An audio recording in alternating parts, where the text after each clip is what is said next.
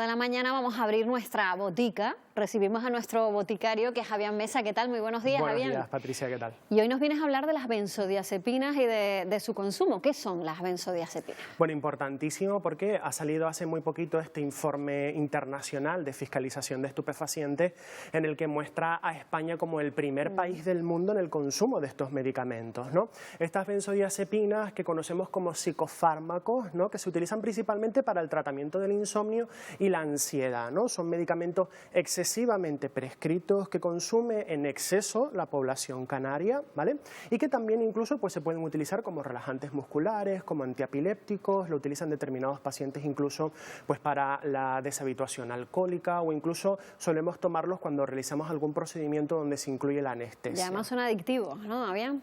Importantísimo porque este informe internacional muestra a España como el primer país del mundo en el consumo de este tipo de medicamentos y sobre todo porque se ha visto que ha aumentado casi un 4,5% el porcentaje del consumo. Llegamos incluso a consumir casi 91 dosis por cada 1000 personas. Hablamos incluso, podemos ver que existe una alta demanda, es decir, esto sobre todo la alta demanda está caracterizada porque el paciente solicita tomar estos medicamentos. O sea, ¿ya los piden? Los piden principalmente. Antes de que se los receten. Esto es una advertencia importante, sobre todo porque se pide consumir estos medicamentos y esto, Patricia, sobre todo se debe a la falta de la información, a la falta de la educación sanitaria. Yo como ciudadano no tengo esas otras herramientas para poder controlar mi ansiedad y para controlar mi insomnio, ¿no? Hablamos incluso de que pues, se justifica un poco este consumo elevado, sobre todo por las ausencias de los psicólogos en la atención primaria, sobre todo porque nuestros compañeros los médicos requieren de más tiempo para atender de forma correcta a los pacientes. Existe pues, una sobrecarga de la atención primaria de forma importante, ¿no? Y hablamos incluso de que las mujeres parece ser que consumen más estos medicamentos, sobre todo porque parece ser que las mujeres acuden más al médico o incluso se preocupan más por su estado emocional. Claro, aparte de ser adictivos, esto tiene riesgo, el consumo habitual de este tipo de medicamentos. Importantísimo, pese a que las benzodiazepinas las utilizamos para tratar el insomnio y para tratar la ansiedad de forma principal, ¿no? Estos medicamentos, pese a que sean eficaces y seguros, tienen importantes riesgos, ¿no? El primero es sobre todo el alcohol. Existe una tendencia importante a consumir estas benzodiazepinas, que hablamos pues, principalmente de estos medicamentos, como puede ser el famoso lorazepam, el famoso lormetazepam, diazepam, zolpidem, estos medicamentos que son muy conocidos por parte de la población. Existe ese consumo adicional del alcohol con estos tipos de medicamentos que pueden generar importantes problemas de salud. Hablamos de que se potencia el efecto del medicamento. Hablamos incluso de sedaciones importantes, de dificultades para respirar, incluso hablamos de ciertos riesgos importantes de muerte. Hablamos incluso de que debemos tomar siempre la dosis mínima eficaz durante el menor tiempo posible. Claro, porque el tiempo, cuando alargamos el tiempo del consumo, más dependencia tomamos. Efectivamente, ¿no? Un riesgo muy característico de estos tipos de medicamentos es que en esos tratamientos prolongados se genera esa dependencia y esa tolerancia. ¿Qué significa esto? Pues que dependo física y psicológicamente de tomar estos medicamentos. Claro, ya piensas que no vas a descansar, no vas a dormir, si no es con ayuda de una pastilla. No puedo realizar mis actividades diarias, no puedo realizar mi vida diaria si no consumo estos medicamentos. Y hablamos incluso de la famosa tolerancia, es decir, si antes tenía un efecto positivo con 1 miligramo, ahora para obtener el mismo efecto tendré que tomar 2. Y esto ocurre sobre todo en los consumos prolongados. Y es que según las fichas técnicas de estos medicamentos no se pueden tomar durante periodos de más de 2 a 4 semanas, ¿vale? Sobre todo por ese riesgo importante de la formación de dependencia y de tolerancia. Además de que estos medicamentos también tienen ese riesgo adicional de la formación de caídas, sobre todo en esa población envejecida. Hablamos de esos fenómenos de abstinencia y de las no retiradas bruscas. Si yo soy una persona que está tomando estos medicamentos para dormir, estos medicamentos para tratar la ansiedad, no puedo retirarlos de forma brusca y esto es un concepto muy frecuente en la población, esa falta de adherencia al tratamiento. Claro, y pasa también, Avian, que aunque estos medicamentos van con prescripción médica, con receta, que es lo que decimos habitualmente, muchas veces la picaresca de intentar conseguirlos de otra manera y seguirlos consumiendo, ¿no? Exactamente, el riesgo importante de la automedicación, esa falta de adherencia al tratamiento. Si el médico me ha pautado una posología determinada, pues yo ya veré cómo me funciona o yo me la tomaré a la mitad mitad, o tomaré más o tomaré menos. Todo esto está generando importantes riesgos de salud y sobre todo esos síndromes de abstinencia en esos tratamientos muy prolongados que pueden ser muy graves con sintomatologías importantes, ¿no?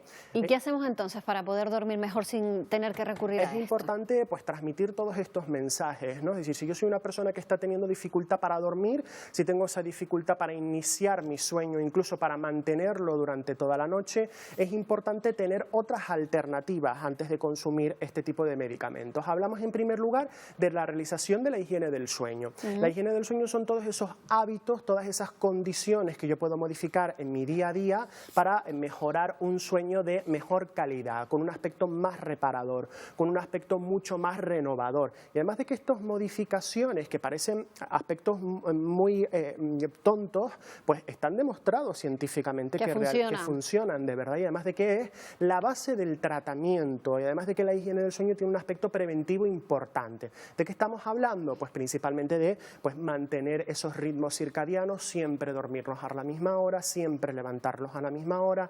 Tenemos, Patricia, la costumbre de irnos a la cama con el teléfono, con el portátil, con la televisión. La luz que emiten esas pantallas inhibe la liberación de la melatonina, esa hormona precursora del sueño. Eso es importantísimo, tenemos esa costumbre muy poco saludable. Hablamos incluso de las comidas muy copiosas, hablamos incluso de realizarnos siestas muy prolongadas. Estos pacientes que duermen siestas de 4 horas y luego acuden a la farmacia preguntando y diciendo que por qué no duermen, ¿no? Claro. Pues hay que limitar muchísimo esa siesta. Hablamos incluso también del consumo de sustancias estimulantes, el café en excesivo, el té, estos multivitamínicos que contienen guaraná, que contienen ginseng. Hay que tener especial cuidado con eso.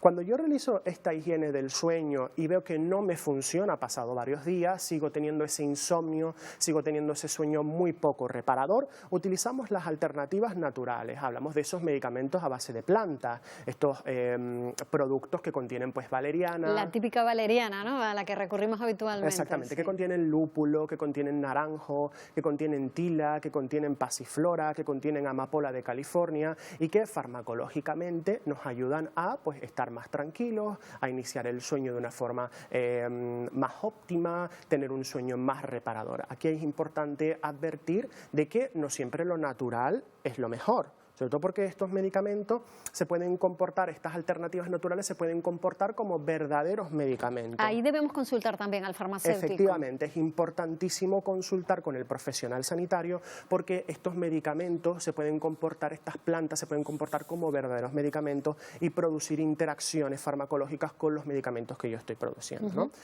Si las alternativas naturales, incluso combinadas con la higiene del sueño, no me aportan solución, acudimos a la famosa melatonina, esta hormona que se obtiene desde el punto de vista sintético y que nosotros liberamos de forma natural, que es esta hormona que se sintetiza en situaciones de oscuridad, en una parte determinada de nuestro cerebro, que lo que indica a nuestro cuerpo es, hay que empezar a dormir, ya se ha ido la luz, vamos a descansar. Eso es lo que funciona principalmente. La melatonina permite esa inducción del sueño, incluso viene combinadas con las alternativas naturales. Un cuarto paso, incluso si veo que estas alternativas no me están ayudando, que pasa el tiempo y sigo sin tener ese sueño reparador, hablamos incluso de los antihistamínicos, de estos famosos principios activos denominados doxilamina, la famosa dormidina, y hablamos principalmente de que estos medicamentos pueden ayudarnos como última opción. Y si no, el médico, ¿no? Y si no, importantísimo, si el insomnio, con todos estos pasos anteriores no me soluciona,